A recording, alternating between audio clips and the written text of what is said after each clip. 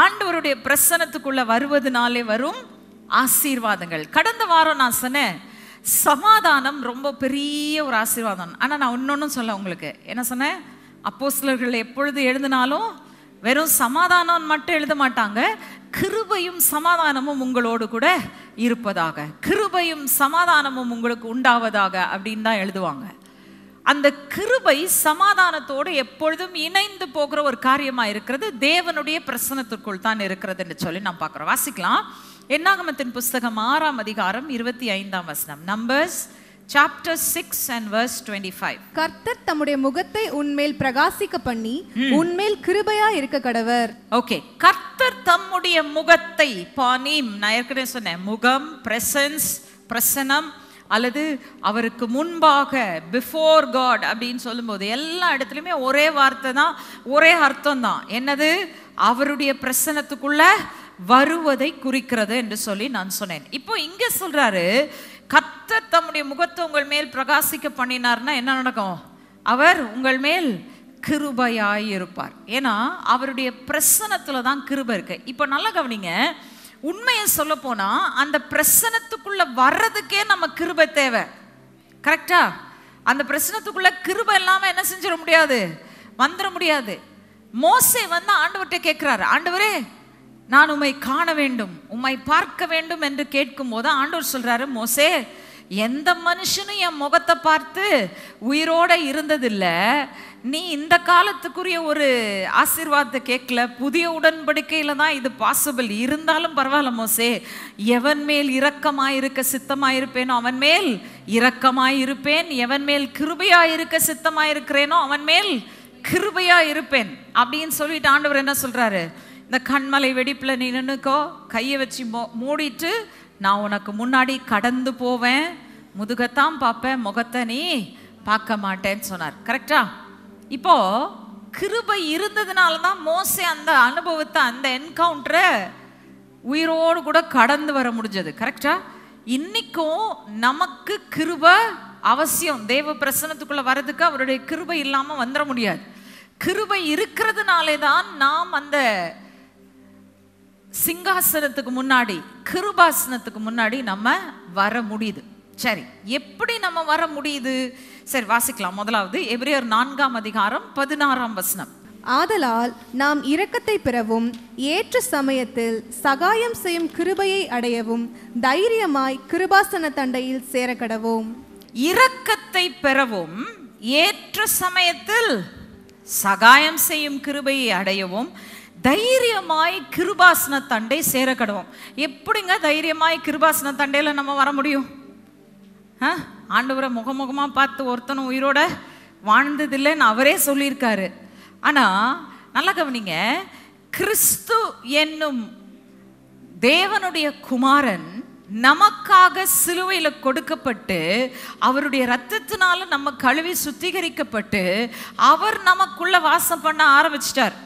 ஆண்டவராக இயேசு கிறிஸ்து யார்? வேதம் சொல்லுகிறது, ஆதியிலே வார்த்தை இருந்தது, அந்த வார்த்தை தேவனிடத்தில் இருந்தது, அந்த வார்த்தை தேவனாய் இருந்தது. அடுத்தது என்ன ஆச்சு?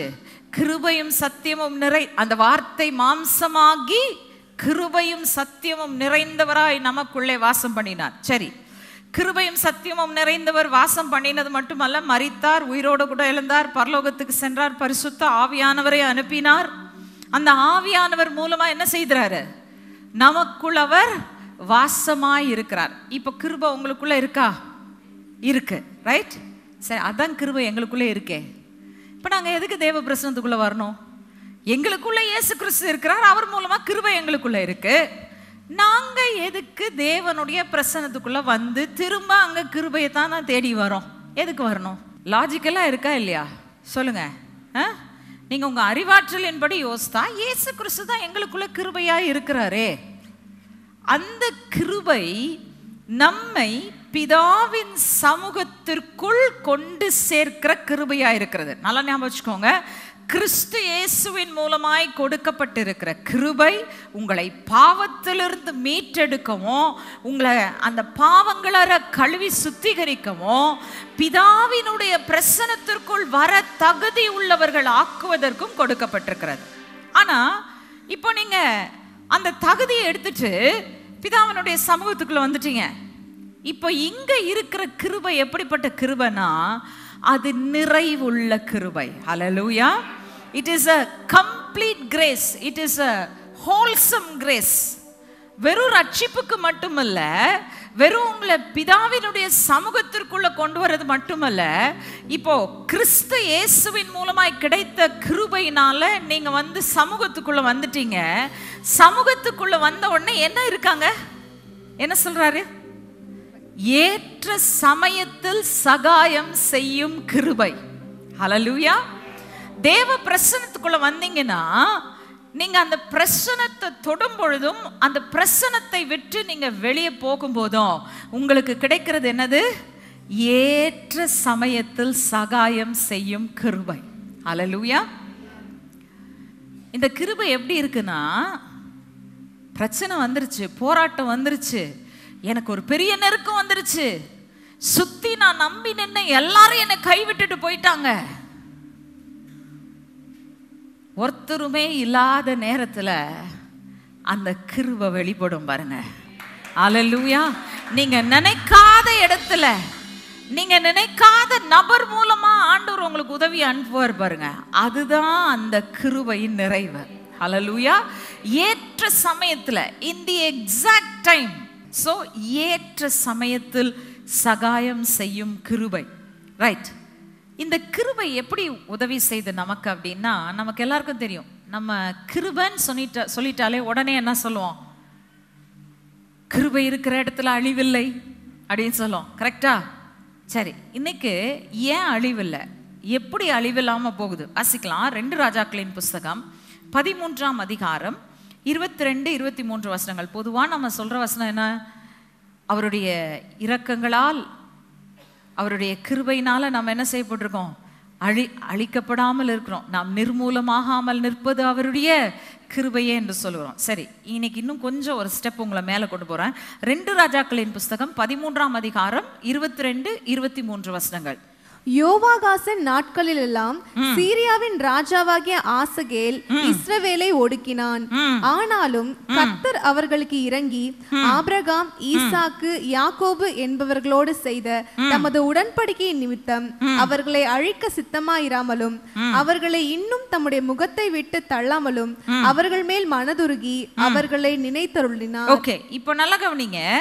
இந்த இடத்துல அவர்களுக்கு மனதுருகி, அவர்கள் மேல் மனதுருகின்றதுக்கு முன்னாடி இன்னொன்று வருது பாருங்க. கர்த்தர் அவர்களுக்கு இறங்கி. அந்த இறங்கி அப்படின்னு பார்த்த உடனே சரி ஏதோ இறக்கம் வச்சாரு, பாவம் போனா போதுன்னு வச்சாரு, அப்படி இல்லை. அந்த இடத்துல இருக்கிற வேர்டு வந்து பார்த்தீங்கன்னா கிருபை. Okay, the Lord was gracious to them.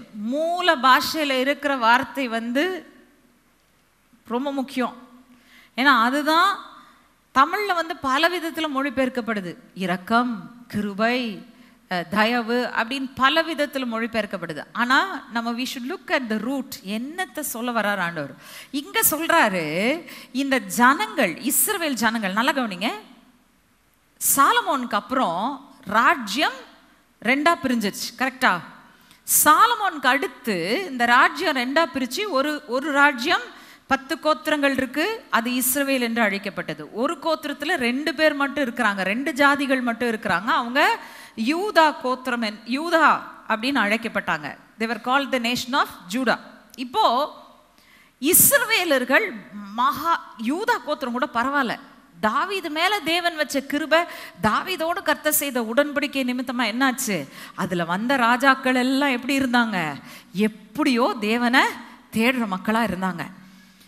ஒருத்தன் தேவனை விட்டு கொஞ்சம் பின்வாங்கி போனா கூட அடுத்த ராஜா வரும்போது என்ன செஞ்சிருவான்? திரும்ப அவங்கள தேவன் பக்கம் திரும்பிடுவான். ஆனா இஸ்ரவேல் ஜனங்களை நம்ம பார்க்கும் பொழுது அவர்கள் மேலும் மேலும் மேலும் மேலும் தேவன் செய்யாதே என்று சொன்னதைத்தான் செஞ்சாங்க. அவர் சொல்றாரு, இந்த தேசத்தின் ஜாதிகளோடு கலவாத, அந்நியரோடு கலவாத, இதை செய்யாதன்னு சொல்றதையே அவங்க செய்யறாங்க. செய்யறது மட்டுமல்ல, அந்த ஜாதிகளோடு கலந்தது மட்டுமல்ல, அவர்கள் தெய்வர்கள், அவர்களுடைய வழிபாடு முறைகள், அவர்களுடைய அசுத்தங்கள் எல்லாவற்றையும் தேசத்தின் நடுவில் கொண்டாந்துட்டாங்க. கொண்டாந்தப்போ உண்மையை சொல்ல போனா ஆண்டவர் அவங்கள என்ன செஞ்சிருக்கணும்? ஒரே அடியில அழிச்சு போட்டிருக்கணும். அந்த தவறு அவங்கள கடைசியில் அழிச்சிருச்சு. ஞாபகம் வச்சுக்கோங்க, ஆண்டவர் ஒருபோதும் தவற அங்கீகரிக்கிற தேவன் அல்ல. ஒருவன் மனம் திரும்பினால் அவர் அங்கீகரிப்பார். மனம் திரும்பாவிட்டால் ஆண்டவர் சரி பரவாயில்லப்பா நீ என் புள்ள அதனால நான் உன்னை ஏற்றுக்கிறேன் அப்படின்னு சொல்லி ஒருபோதும் ஆண்டவர் அதை அங்கீகரிக்க முடியாது. ரொம்ப ஆண்டவர் பொறுமையா இருந்தாரு. அந்த பொறுமையா இருக்கிற காலங்களை பத்தி வாசித்துட்டு இருக்கோம், ரைட்? அங்க என்ன சொல்றாரு, அவர்கள் இவ்வளவு பயங்கரமா கர்த்தரை விட்டு பின்வாங்கி போயிருந்தாலும் யோவகாசின் நாட்களிலெல்லாம் சிரியாவின் ராஜாவாகிய ஆசகேல் இஸ்ரவேலை ஒடுக்கினான். ஆனாலும் கர்த்தர் என்ன செய்யல, அவர்களுக்கு இறங்கி ஆபிரகாம், ஈசாக்கு, யாக்கோபு என்பவர்களோடு செய்த தமது உடன்படிக்கை நிமித்தம் அவர்களை அழிக்க சித்தமில்லை. நல்லா கவனிங்க, சிறையிருப்பு கட்டாயமா வருது, ஆனா அழிவு தான் வரல. புரிஞ்சுக்கிட்டா? நல்லா புரிஞ்சுக்கோங்க. உங்க சூழ்நிலையில நீங்க கர்த்தருக்கு பிரியமில்லாதது செஞ்சீங்கன்னா ஆண்டவர் ஒரே அடியா அடிச்சு கொன்ற மாட்டார் உங்களை. ஆனா சிறையிருப்புகள் வரும். சிறையிருப்புகள் வரும்போது நம்ம மனம் திரும்பிட்டா ஆண்டவர் திரும்ப இஸ்ரவேலை செய்தது போல தங்கள் தேசத்தில் மறுபடியும் சீரமைத்து பொருந்த வைப்பார். இல்லை என்றால் அழிவைத்தான் அவர்கள் சந்திப்பார்கள். புரியுதா? ஓகே.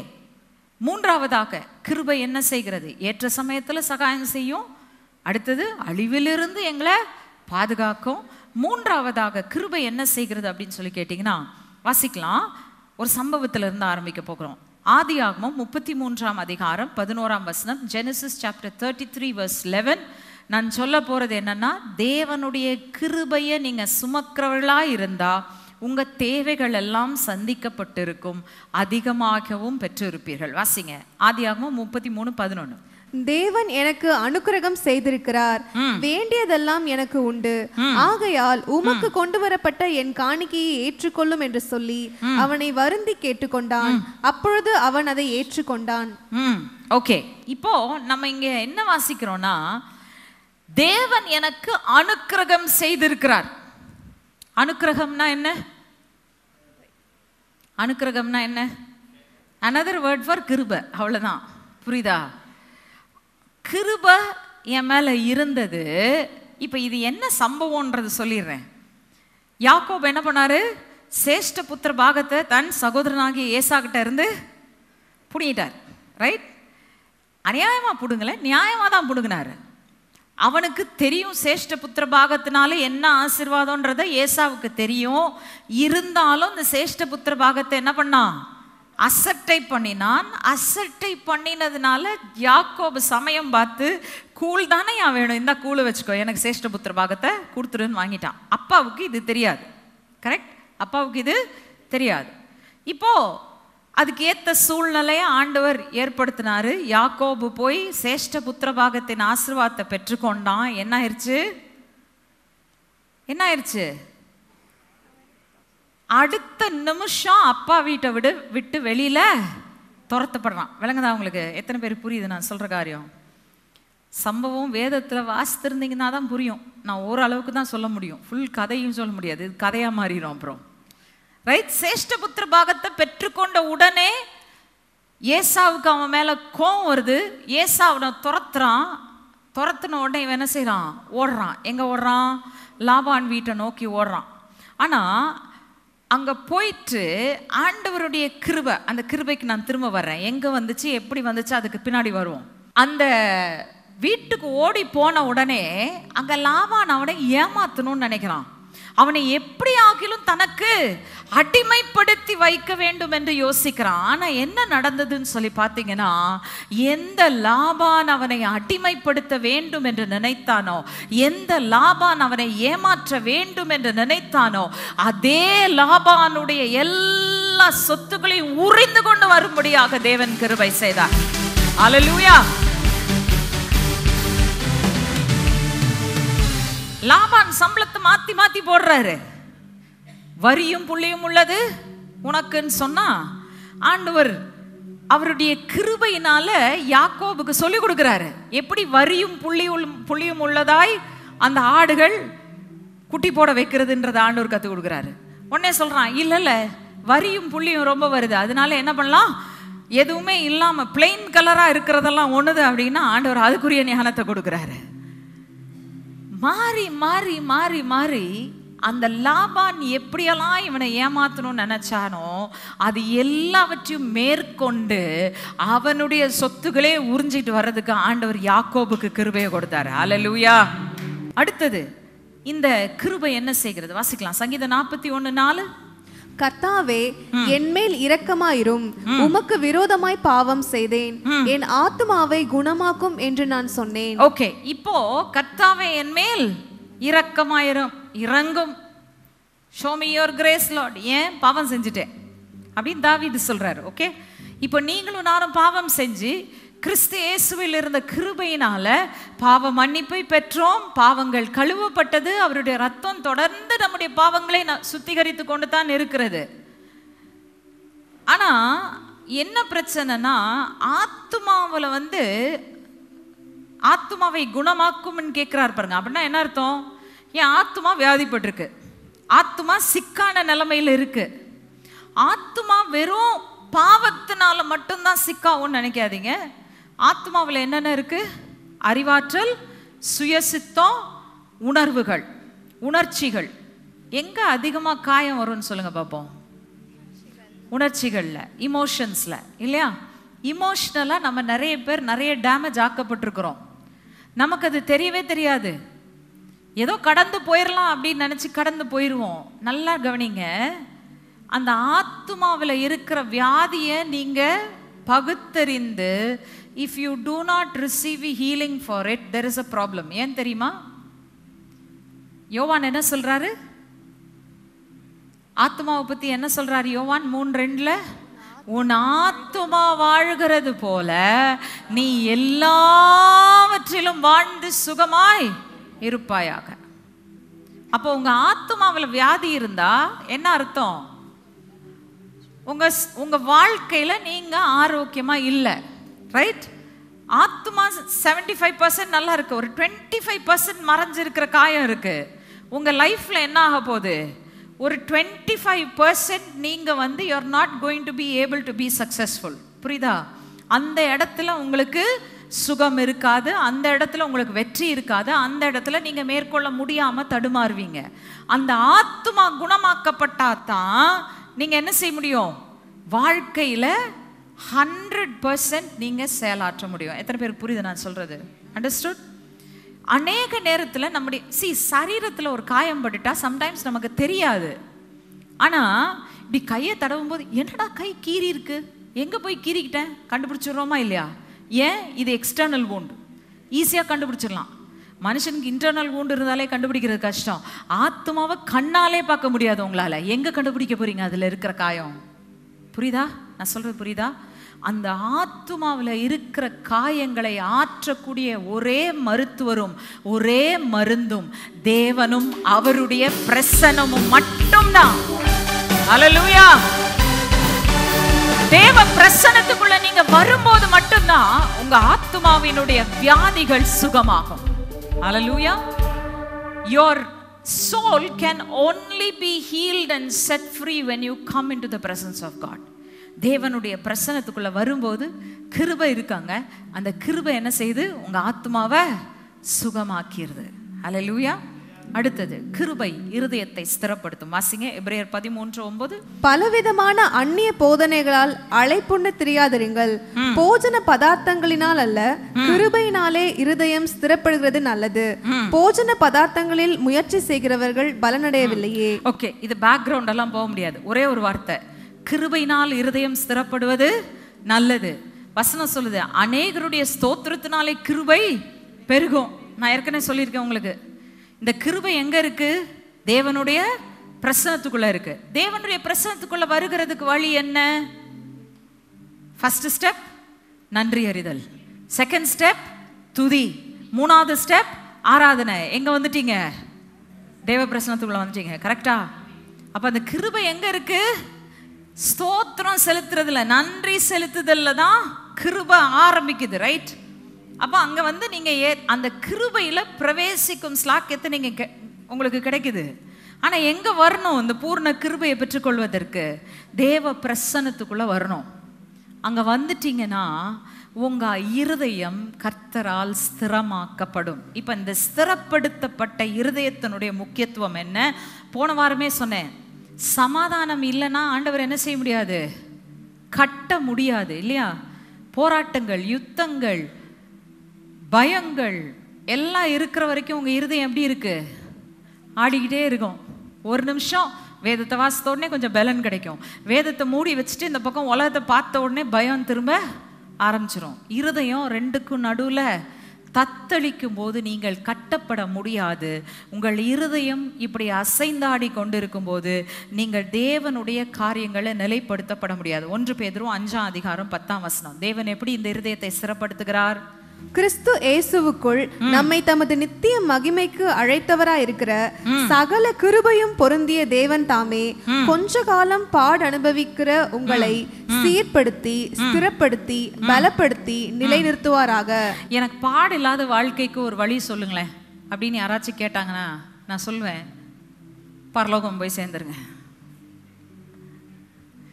ஆண்டவரே சொல்லலைங்க, இந்த உலக வாழ்க்கையில பாடு இருக்குன்னு தான் சொல்லியிருக்காரு. கரெக்டா? என்ன சொல்றாரு? நீங்க கொஞ்ச காலம் பாடு அனுபவிக்கிறதுக்கு நானே தான் அனுபவிச்சிருக்கேன். நான் பாடுகளை கொடுக்கறது இல்லை. பிசாசு வந்து சோதிக்கிறதுக்கு பெர்மிஷன் கேட்குறான், நான் கொடுத்து தான் ஆகணும். ஏன்? கொஞ்ச காலம் அவன் உன்னை அசைச்சு பார்ப்பான். நீ என் கிருபையில நிலைத்திருந்தா நீ அசைய மாட்ட. அதுக்கப்புறம் நான் என்ன பண்ணுவேன்? வருவேன், வந்து உன்னை சீர்படுத்துவேன். என்னெல்லாம் பிடுங்கினானோ எல்லாத்தையும் பிடுங்கி திரும்ப கொடுப்பேன். அடுத்தது உன்னை பலப்படுத்துவேன், ஸ்திரப்படுத்துவேன். 3வது போய் ஃபர்மாக அப்படியே ஆணி அடித்த மாதிரி ஃபவுண்டேஷன் போட்டு உன்னைய நிலை நிற்க வச்சுருவேன். ஏன்? பிசாசு சோதிச்சு முடிச்சிட்டான்ல, சோதனையில் உன் வேல்யூவை நான் காட்டிட்டேன்ல பிசாசுக்கு, இப்போ நான் உன் மேலே மாளிகையை நான் கட்ட போகிறேன்னு வரேன். அல்லேலூயா. புரியுதா? என் கூட கொஞ்சம் வேகமாக வரணும், இங்கே வேகமாக ஓடணும். யோபை யோசித்து பாருங்க, சோதிக்கப்பட்ட பின் தான் ரெட்டிப்பான ஆசீர்வாதம் வந்தது. புரியுதா? சோதனைகள் எப்பொழுதும் நமக்கு வருவது ஒரு தவறும் அல்ல, அது ஒரு நெகட்டிவும் அல்ல. ஆண்டவர் பாசிட்டிவாக நம்மளுடைய வேல்யூவை பிசாசுக்கு காண்பிக்கிறதற்கு கொஞ்ச காலம் நம்மளை சோதிக்க அனுமதிக்கிறாரு. ஆனால் அதை அனுமதித்த பின்பு நம்முடைய இருதயத்தை அவர் சீர்படுத்தி ஸ்திரப்படுத்தி பலப்படுத்தி நிலைநிறுத்துவார். ஓகே, இப்போ நிலைநிறுத்தின உடனே என்ன நடக்கும்? வாசிக்கலாம். 2 தெசலோனிக்கர் 2:16-17. 2 Thessalonians chapter 2 verses 16 and 17. நம்முடைய கர்த்தராகிய இயேசு கிறிஸ்துவும் நம்மிடத்தில் அன்பு கூர்ந்து நித்திய ஆறுதலையும் நல் நம்பிக்கையையும் கிருபையாய் நமக்கு கொடுத்திருக்கிற நம்முடைய பிதாவாகிய தேவனும் உங்கள் இருதயங்களை தேற்றி எல்லா நல்வசனத்திலும் நற்கிரியையிலும் உங்களை ஸ்திரப்படுத்துவாராக. ஓகே, இப்போ என்ன ஆகுது? நீங்க அவருடைய பிரசன்னத்துக்குள்ள கிருபையினால வந்துடுறீங்க, கிருபையை பெற்றுக்கொள்றீங்க. கிருபை உங்களுக்கு என்ன கொடுக்குது? 2 காரியம் சொல்லியிருக்கு. ஆறுதல், நல்நம்பிக்கை. அந்த ஆறுதலும் நல்நம்பிக்கையும் வந்த உடனே உங்க இருதயம் தேற்றப்படுது. எவ்வளோ கஷ்டப்பட்டுட்டு வந்தாலும், எவ்வளோ போராட்டம், எவ்வளோ பிரச்சனை இருந்தாலும், ஆண்டவருடைய சமூகத்துக்குள்ள வந்த உடனே அவருடைய பிரசன்னத்துல அவருடைய கிருபை கொடுக்கப்படும் போது எங்கேயோ ஆண்டவர் பேசுறாரா இல்லையா? சொல்லுங்க பார்ப்போம். இந்த சர்ச்சில் யாராச்சும் நான் ஞாயிற்றுக்கிழமை வந்துட்டு போகிறேங்க, ஆண்டவர் என்கிட்ட ஒன்றுமே பேசுறது கிடையாது, நான் அவருடைய சத்தத்தை கேட்கறது கிடையாது, இருக்கிறீங்களா யாராச்சும்? கொஞ்சம் உங்கள் கையை காட்டுங்க பார்ப்போம். எங்கேயோ பேசுகிறாரா இல்லையா உங்களோட? ஒரு பாடலின் வரி, ஒரு வார்த்தை, ஸ்டீஃபன் பாட்டு நடத்தும் போது சொல்கிற ஒரு வார்த்தை, அல்லது செய்தியில் ஒரு வார்த்தை, அல்லது பாஸ்டர் கொடுக்குற வாக்கு தத்தத்தில் ஒரு வரி என்ன செய்யுது? உங்களை பலப்படுத்துதா? உங்களை ஸ்திரப்படுத்துதா? நிலைநிறுத்துதா? அதுதான் தேவ பிரசனத்துக்குள்ள வர்றதுனால நடக்குது. அல்லேலூயா. நல்நம்பிக்கை, ஆறுதல் உண்டாகுது. நீங்க என்ன செய்றீங்க? ஸ்திரப்படுத்தப்படுறீங்க. அந்த ஸ்திரப்படுத்தப்படுதலினுடைய முக்கியமான நோக்கம் என்ன தெரியுமா?